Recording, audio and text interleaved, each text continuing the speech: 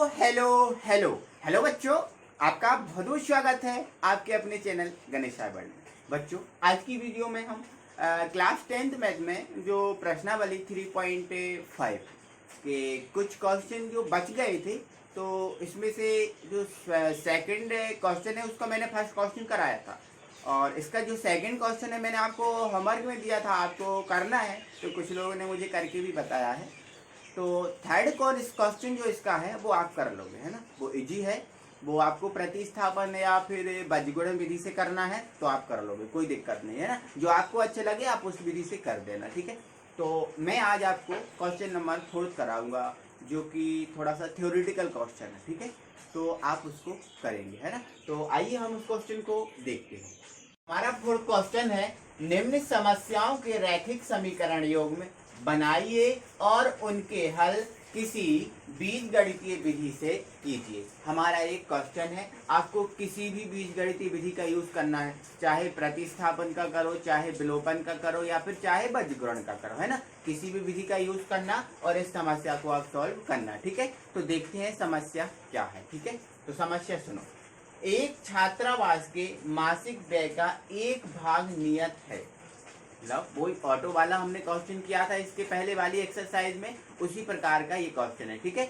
इसमें जो छात्रावास है, इस छात्रावास में कोई बंदा रहता है। चलो पहले मैं मेरी कहानी सुनाता हूँ, ठीक है। मैं भी भोपाल रहा था और मैंने भी कुछ दिन हॉस्टल ज्वाइन किया था। तो क्या हुआ, मैं हॉस्टल में रहता था, तो वो हॉस्टल वाला बंदा है कि क्या करता था, मैं जितने दिन खाना खाता था वो पैसा अलग रहता था, और क्या करता था उससे 50 रुपये वो एक्स्ट्रा लेता था। कैसा, जैसे मैं पर डे खाना खाता था तो 10 रुपये मुझे पर डे लेता था। एक दिन मुझे खाना खिलाता था तो वो कितना रुपए लेता था, 10 रुपये लेता था, ठीक है। और उसके साथ 50 रुपये एक्स्ट्रा और लेता था, ठीक है। देखो जैसे समझो, जैसे मान लेते हैं मैं हॉस्टल में रहा था, 5 दिन रहा था। कितने दिन रहा था, 5 दिन, ठीक है। तो ये हॉस्टल वाला बंदा था, ये 50 रुपये नियत रखा था, मतलब 50 रुपये एक्स्ट्रा लेके चलता ही था, है ना। चाहे आप एक दिन का खाना खाओ, आप चाहे 10 दिन का खाना खाओ या 50 दिन का खाना खाओ, ये 50 रुपये एक्स्ट्रा लेगा ही, है ना। और पर डे का अलग लेगा, ठीक है। तो मैंने 5 दिन रहा था और 5 दिन में ये पर डे का रहता था 10 रुपये। पर डे का कितना लेता था, 10 रुपये, है ना। तो 5 दिन का कितना हुआ, 50 रुपये हो गया। कितना हो गया, 50 रुपये, ठीक है। 50 रुपये तो मुझे देना ही देना है खाने का, ठीक है।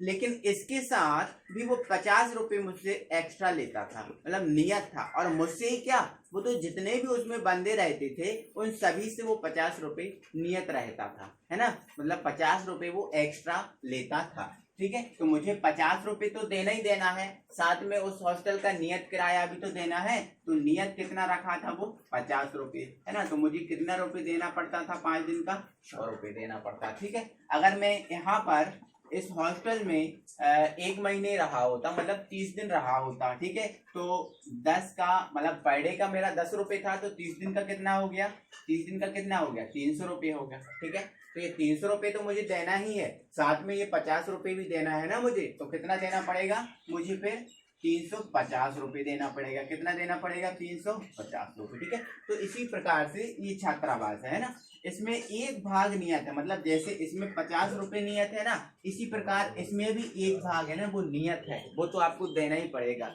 चाहे आप 1 दिन खाओ या 10 दिन खाओ, ठीक है। तथा शेष भाग इस पर निर्भर करता था कि छात्र ने कितने दिन भोजन किया। और क्षेत्र जो शेष भाग है वो इस पर निर्भर करता था कि उसने कितने दिन भोजन किया, ठीक है। तो ऐसा ही जब एक विद्यार्थी एक कोई विद्यार्थी था, अब ये विद्यार्थी यदि 20 दिन भोजन करता था, कितना दिन, 20 दिन, तो 20 दिन भोजन करता था तो उसको 1000 रुपये देना पड़ता था। कितना, 1000 रुपये, ठीक है। अब इसके बाद एक विद्यार्थी बी है ना, जो 26 दिन भोजन करता था तो उसको देना पड़ता था 1180 रुपये देना पड़ता था, ठीक है। तो हमसे इसमें पूछा है कि नियत व्यय उसका कितना है और प्रतिदिन भोजन का मूल्य उसमें कितना है, ठीक है। तो हमें पता है जो गणित है, जो मैथ है, उसका एक्स और वाई तो क्या है, बेस है। एक्स और वाई के बगैर हमारा ये गणित हो ही नहीं सकता, संभव ही नहीं है, ऐसा हम कह सकते हैं, ठीक है। तो नियत किराया हम मान लेंगे एक्स, और जो प्रतिदिन का किराया है उसको हम क्या मान लेंगे, वाई, ठीक है। ऐसा हम करेंगे, ठीक है। तो यहाँ पर देखो, ठीक है। तो यहाँ पर हम हल कर रहे हैं और मान लिया हमने, माना नियत किराया, नियत किराया ही है ना, नियत व्यय है, नियत क्या है, व्यय है। माना नियत व्यय x रुपया है, मान लिया हमने क्या है, नियत व्यय x रुपया है, ठीक है। तथा प्रतिदिन भोजन व्यय, प्रतिदिन भोजन व्यय y रुपया है, ये हमने मान लिया। नियत हमने क्या मान लिया, x मान लिया, और प्रतिदिन का जो भोजन व्यय है उसको हमने क्या मान लिया, y मान लिया, ठीक है। चलो ये मान लिया। अब हमसे क्वेश्चन पे जो पूछ रहा है उसको हम चलते हैं, ठीक है। तो इसने क्या बोला, एक को जो 20 दिन भोजन करता है, कितने दिन भोजन करता है, 20 दिन, ठीक है। तो कितना रुपया लेता है वो, 1000 रुपये, ठीक है। अब एक दिन का हमने कितना माना, बाय माना, तो 20 दिन का क्या हो जाएगा, 20 बाय होगा ना, क्या हो जाएगा, 20 बाय, क्या हो जाएगा, 20 बाय। तो ठीक है, तो अब प्रश्न अनुसार चले जाते हैं, ठीक है, प्रश्नानुसार, ओके, ऐसा हमने लिख लिया, ठीक है। अब प्रश्नानुसार हम जाएंगे, तो उसने बोला जो 20 दिन भोजन करता है तो 1000 रुपये, ठीक है। अब एक दिन का कितना है, बाय, तो 20 दिन का कितना हो जाएगा, 20 बाय, ओके। अब जो 20 बाय का कितना लेता है, वो 1000 रुपये लेता है, कितना लेता है, 1000 रुपये। लेकिन वो 1000 रुपये तो लेता है, उसके साथ नियत भी तो लेता है, तो नियत कितना है, x है, नियत कितना है, x है। मतलब जो 20 बाय है उसमें हमें x को भी जोड़ना पड़ेगा, तब वो 1000 रुपये होंगे, ठीक है। तो हमने क्या कर दिया, इसमें x को जोड़ दिया, ओके।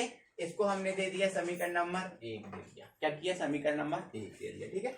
अब इसके बाद आगे बोल रहा है, तो जो b है वो 26 दिन भोजन करता है और छात्रावास को 1180 रुपये देता है, ऐसा बोल रहा है ना, ठीक है। तो चलो ये समझो, प्रति एक दिन का कितना है, y है, तो 26 दिन का कितना हो जाएगा, 26 y हो जाएगा, है ना।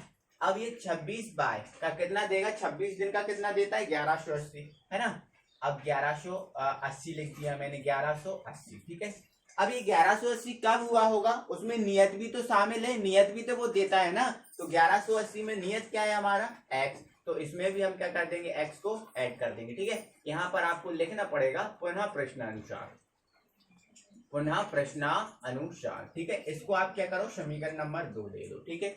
अब आपको इसको किसी भी विधि से सॉल्व करना है ना, ये जरूरी नहीं कि आप बज्रगुणन से करो या प्रतिस्थापन से करो, है ना, किसी भी विधि से आप सॉल्व कर लो, ठीक है। तो हम तो विलोपन विधि लगाएंगे ना, कौन सी विधि लगाएंगे, विलोपन विधि, ठीक है। अब विलोपन विधि में हम क्या करना पड़ता है, x को समान और y को समान करना पड़ता है, ऐसा करना पड़ता है ना, तो हाँ ठीक है, ऐसा करना पड़ता है। बट हम यहाँ देख रहे हैं x तो पहले से ही समान है, तो यहाँ पर हमें करने की जरूरत नहीं है, डायरेक्ट हम क्या कर देंगे, माइनस कर देंगे, घटा देंगे, ठीक है। तो आप एक लाइन खींचो, आप इसको घटाओ, है ना, तो ये प्लस का है तो माइनस का, ये प्लस का है तो माइनस का, ये भी क्या हो जाएगा, माइनस का, ठीक है। तो यहाँ पर देखो x तो x कैंसिल हो जाएगा, चाहे तो आप एक काम करना, चाहे आप क्या करना, एक काम करना, ठीक है। अब वो काम क्या है वो सुनो, ठीक है। आप लिखना समीकरण 1, विलोपन से कर रहे हो ना तो घटाना पड़ेगा, x तो समान है, कोई दिक्कत नहीं, ठीक है। समीकरण 1 माइनस समीकरण 2, ऐसा आप कर लेना, ज्यादा अच्छा रहेगा, ठीक है, हमारे समीकरण बन गए, ठीक है। तो आप इनको लिख लो, है ना, x प्लस 20 बाय बराबर 1000, ऐसा हो गया। इसके बाद x माइनस 26 बाय बराबर 1180, ओके, ऐसा कर दिया अपन ने, ठीक है। अब आपको घटाना है ना, तो इसको माइनस करो, सॉरी यहाँ पर ये प्लस का है, हाँ, तो ये प्लस है तो ये भी माइनस हो जाएगा और ये भी माइनस हो जाएगा, ठीक है। अब ये तो कैंसिल हो जाएगा, है ना। अब ये माइनस का 26 बाय है और प्लस का 20 बाय है ना, तो 26 में से 20 को घटा दो तो क्या बचेगा, माइनस का 6 बाय बचना है ना, माइनस का 6 बाय, ठीक है। अब यहाँ पर घटाएंगे तो ये बड़ा माइनस का है, तो बड़ा है माइनस का, तो कितना बचेगा, 180 बच जाएगा, कितना बच जाएगा, 180। तो सबसे पहले माइनस से माइनस कैंसिल कर दो, ठीक है। चलो अब बाय का मान निकालो, तो ये 180 बटे कितना है, 6, है ना, तो 6 तिया कितना होता है, 18 होता है, ठीक है। तो यहाँ से बाय का मान हमारा कितना आ गया, 30 आ गया, कितना आ गया, 30 आ गया, ठीक है, ठीक है। चलो अब जो बाय का मान आया है उसको आप रखो समीकरण नंबर 1 में, क्या करो, समीकरण नंबर 1 में रखो, है ना। तो चलो हम इसको साफ कर देते हैं, ठीक है। चलो 10, अब हम यहाँ लिख देंगे क्या, बाय का मान समीकरण 1 में रखने पर, ठीक है। अब बाय का मान समीकरण 1 में रख दो, तो समीकरण एक क्या है, x प्लस 20y बराबर 1000, यही है ना। हाँ तो यहाँ पर हम उतार देंगे, है ना, x प्लस 20y बराबर 1000, यही है। चलो ठीक है, अब क्या करो, y का मान है ना उसको रख दो आप, है ना। y का मान कितना है वो देखो, x, अब ये 20, y का मान हमने कितना निकाला, 30 निकाला ना। हाँ तो 30 रख दिया हमने, ठीक है। अब क्या करो, इन दोनों का गुणा कर दो तो ये कितना हो जाएगा, 600 हो जाएगा, है ना। और ये 1000 है ही, है ना। 600 को इस तरफ लेके आ जाओ तो ये 1000 और ये माइनस का क्या हो जाएगा, 600 हो जाएगा, ठीक है। तो x बराबर क्या हो जाएगा, 600 में से सॉरी 1000 में से 600 को माइनस कर दो, आप कितना आ जाएगा, 400 रुपये, क्या आ जाएगा, 400 रुपये, ठीक है। अब x का मान के चले थे हम, नियत व्यय ना, नियत व्यय था, है ना। तो नियत व्यय हमारा कितना आ गया, 400 रुपये, है ना। तो जितने दिन भी रहो वो 400 रुपये एक्स्ट्रा तो वो लेगा ही बंदा, ठीक है। जो हॉस्टल वाला है वो 400 रुपये तो एक्स्ट्रा लेगा ही, है ना। मुझसे कितना लेता था, 50 रुपये, मैं रहता था तब 50 रुपये लेता था, ठीक है। लेकिन आज के समय पे कितना हो गया, 400 रुपये, है ना। वैसे भी यार लॉकडाउन है तो महंगाई, तो लोग भाग फायदा उठाएंगे ना। हाँ तो ठीक है, कोई दिक्कत नहीं, उठाने दो, अपन दे देंगे यार, अपन को तो पढ़ना है, अपन को तो रहना है ना, कोई दिक्कत नहीं, ठीक है। तो आप क्या लिख देंगे, नियत व्यय क्या है, 400 रुपये, और प्रतिदिन का कितना है, 30 रुपये, है ना। मतलब एक दिन खाना खाता है तो 30 रुपये लेता है और एक्स्ट्रा उसके साथ 400 रुपये लेता है, ठीक है। तो आप क्या लिख दो, अतः नियत व्यय बराबर कितना है, 400 रुपये, है ना। तथा प्रतिदिन का भोजन व्यय बराबर कितना है, 30 रुपये, ठीक है। तो ये हमारा आंसर आ गया, ठीक है। तो बहुत इजी क्वेश्चन है, कोई टफ क्वेश्चन नहीं है, ठीक है। इसके बाद हम अगला क्वेश्चन देख रहे हैं, ठीक है। अब देखो दूसरा क्वेश्चन, ठीक है। तो दूसरा क्वेश्चन हमसे क्या कह रहा है, एक भिन्न 1/3 हो जाती है। अब 1/3 हो जाती है, एक भिन्न कब हो जाती है 1/3, जब उसके अंश में एक घटा दिया जाता है, एक घटा दिया जाता है तो वो 1/3 हो जाती है, ठीक है। अब आगे उसने कहा है और वह 1/4 हो जाती है। अब 1/4 कब हो जाती है, जब हर में 8 जोड़ दिया जाता है, ठीक है। अब हाँ ऐसा हो जाता है, बट भिन्न तो पता हो कौन सी भिन्न है, हमें तो नहीं पता। तो हमने क्या बताया था, एक्स और वाई हमारे जो गणित है ना, हमारा जो मैथ है उसकी मूल है ना, मतलब जड़ है, उसके बगैर हमारा जो मैथ है ना वो नहीं हो सकता, ठीक है। तो आप क्या करो, भिन्न को मान लो x/y, ठीक है। तो आप क्या लिखोगे, आप लिख लोगे मान, यहाँ पर पहले तो आप लिख लोगे हल, है ना, इसके बगैर तो आपका काम ही नहीं चलेगा, ठीक है। तो है ना, आप क्या लिखोगे, माना वह भिन्न x/y है, ऐसा आप मान लोगे, ठीक है। मान लिया अपने क्या है, y भिन्न x/y है। अच्छा अब आप प्रश्न में जाओ, है ना, और आप क्या लिख दो डायरेक्ट, प्रश्नानुसार, है ना, आप प्रश्नानुसार, ठीक है। चलो एक बात सुनो, यहाँ पर आपको ये बताने की जरूरत तो नहीं पड़ेगी कि ऊपर वाला अंश होता है नीचे वाला हर होता है, ये तो नहीं बताना, कोई दिक्कत नहीं, ठीक है। आप जानते हो, समझदार हो आप, है ना, 10th में आ गए हो ना तो समझदार हो गए हो, ठीक है। ये अंश रहता है और नीचे वाला क्या रहता है, हर, ठीक है। अब क्या बोल रहा है, उसके अंश में, उसके मतलब जो भिन्न है मानी है उसके, ठीक है, उसके अंश में एक घटा दिया जाए, ठीक है। तो भिन्न क्या मानी हमने, x/y मानी है, ठीक है। अब इसके अंश में ना, इसका अंश क्या है, x है ना, इसमें क्या घटाना है, एक घटाना है, ठीक है। और जब एक घटाती है तो क्या हो जाती है, 1/3 हो जाती है, क्या हो जाती है, 1/3, ठीक है। तो बराबर आप क्या कर दो, 1/3 कर दो, कोई दिक्कत है क्या, कोई दिक्कत नहीं है हमें, है ना। तो अब आप इसको सोल्व कर लो, ठीक है। इसको आप इधर ले जाओ, इसको आप इधर ले जाओ, ठीक है। इसको इधर ले जाओ तो 3x-1 हो जाएगा, है ना। अब इधर जाएगा तो y हो जाएगा, ठीक है। इसका अंदर मल्टीप्लाई करो, 3x-3 हो जाएगा, बराबर क्या हो जाएगा, y हो जाएगा, ओके। अब क्या करो, y को आप इस तरफ लेके आ जाओ और इसको इस तरफ ले जाओ, है ना। इनको थोड़ा सा चेंज कर दो क्योंकि ये मेल जोल नहीं खा रहे हैं, है ना। यहाँ पर ये चलो ठीक है, ये मेल जोल नहीं खा रहा है, बस ऐसा समझो आप, ठीक है। तो इसको आप इधर ले जाओ तो ये 3x और ये माइनस का y हो गया, ठीक है। 3x और माइनस का ये y हो गया, ये इस तरफ आएगा तो प्लस का 3 हो जाएगा, है ना। क्योंकि हमें तो पता है बॉर्डर पार जाती है तो अच्छे अच्छों की शक्ल बिगड़ जाती है, ठीक है। तो इसको हम क्या करेंगे, समीकरण 1 दे देंगे, हमारा ये समीकरण 1 मिल गया, है ना। अब आगे बोल रहा है, क्या बोल रहा है, वह 1/4 हो जाता है जब हर में 8 जोड़ दिया जाए, कितना जोड़ दिया जाए, 8 जोड़ दिया जाए, ठीक है। तो आप यहाँ लिख लो ना, पुनः पुनः प्रश्नानुसार, पुनः प्रश्नानुसार। ठीक है, चलो आप करते हैं, है ना। अब भिन्न क्या है हमारी, x अपॉन y है ना, चलो x अपॉन y कर दिया, ठीक है ना। अब ये कब 1/4 होती है, जब हर में 8 जोड़ देते हैं। तो हर कहाँ है भाई, यही है ना हर। हाँ, तो इसमें आप क्या कर दो, 8 जोड़ दो, तो ये कितना हो जाएगी, 1/4 हो जाएगी। कोई दिक्कत है क्या, कोई दिक्कत नहीं है ना।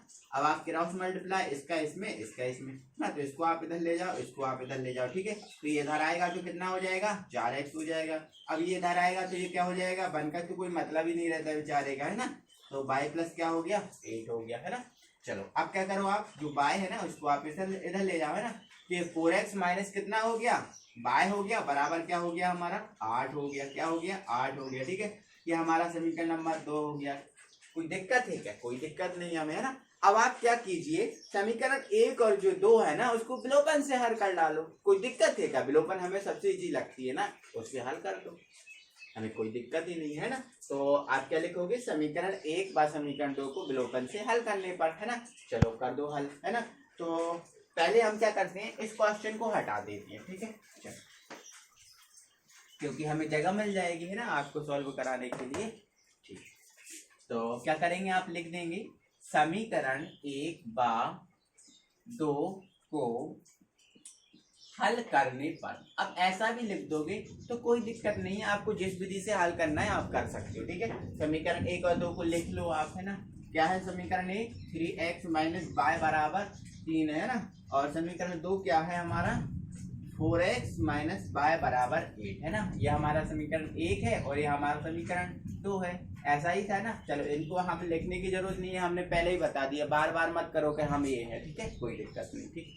चलो अब आगे देखो, हमें क्या करना पड़ता है, विलोपन विधि में समान करने होते हैं। क्या करने होते हैं, समान, चाहे x कर लो समान, चाहे y कर लो समान, समझ रहे हैं ना आप।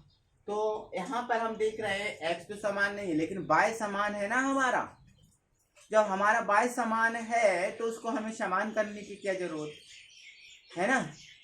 तो फिर क्या लिखा है पे चतुर लगाना है, मतलब एक कहावत है, ये कहावत है, बूढ़े पुराने लोग कहते थे कि, है ना। तो ऐसा हमें करने की जरूरत नहीं है, तो आप डायरेक्ट कीजिए, ठीक है। चलो यहाँ पर देखो आप, है ना।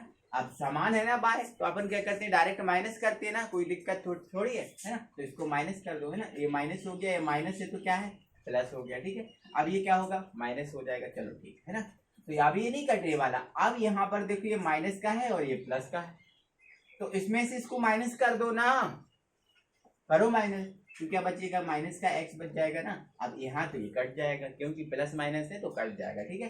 चलो यहाँ देखो, अब ये बड़ा है माइनस का और छोटा है प्लस का, है ना। 8 में से 5 3 को घटा दो, कितना बचेगा, माइनस का 5 बचेगा। माइनस से माइनस कैंसिल कर दो, है ना। तो x बराबर क्या आ गया, 5 आ गया, ठीक है। अब चाहो तो आप ऐसे नहीं समझ पा रहे हो तो जैसा आप विलोपन से हल करते हो वैसे कर लो, वैसे मैंने वही किया है, कोई दिक्कत नहीं है, ठीक है। चलो आगे बढ़ो, है ना। x का मान हमारा कितना आ गया, 5 आ गया, ठीक है। अब क्या करो, लिखो आप, है ना, x का मान समीकरण 1 में रखने पर, ठीक है। तो x मान समीकरण 1 में रख दो। समीकरण 1 क्या है हमारा, 3x माइनस y बराबर 3 है ना। तो आप लिखो पहले इसको, है ना, क्या है, 3x माइनस y बराबर 3 है ना। तो x का मान कितना आया, 5 आया ना, तो रखो इसको, ठीक है। चलो रखते हैं ना। चलो यहाँ पर ये 3x का मान 5, ये माइनस का y बराबर कितना है, 3 है ना। 5 दिया क्या होता है, 15 होता है, ठीक है। माइनस का y बराबर क्या हो गया, 3 हो गया, ठीक है। 15 को ऑर्डर पार भेज दो, तो ये माइनस का y और इधर 3 और ये माइनस का कितना हो गया, 15 हो गया, ठीक है। अब 15 बड़ा है तो 15 में से कितने घटा दो, माइनस जो 3 है ना उसको घटा दो, तो माइनस का 12 बच जाएगा, ठीक है। तो माइनस से माइनस कैंसिल हो गया, y बराबर क्या आ गया, 12 आ गया। y बराबर कितना आ गया, 12 आ गया, है ना। और x का मान तो आप पहले ही निकाल चुके थे, कितना था, 5 था, ठीक है। अब हमें ये थोड़ी ना बताना है, x और y के मान थोड़ी ना बताने हैं हमसे, तो क्या भिन्न का पूछा है ना। भिन्न का पूछा है और भिन्न क्या है हमारी, x अपॉन y। तो आप क्या लिखोगे, अतः भिन्न बराबर x अपॉन y है। x अपॉन क्या है, y है ना। अब x का मान कितना है, 5 है ना। y का मान कितना है, 12 है ना। तो हमारी जो भिन्न क्या आ गई, 5 अपॉन 12 आ गई, 5 अपॉन 12। कोई दिक्कत है क्या, कोई दिक्कत नहीं है ना। ऐसे हमने कर लिया, ठीक है। अब इसके बाद कितने क्वेश्चन बचे हैं, थर्ड, फोर्थ और फिफ्थ क्वेश्चन और बचा है, ठीक है। तो उनको यदि हम अगली वीडियो में कर लें तो क्या दिक्कत, कोई दिक्कत नहीं, अगली वीडियो में कर लेंगे, है ना। तो फिर अगली वीडियो में हम फिर मिलेंगे, तब तक के लिए थैंक यू वेरी मच।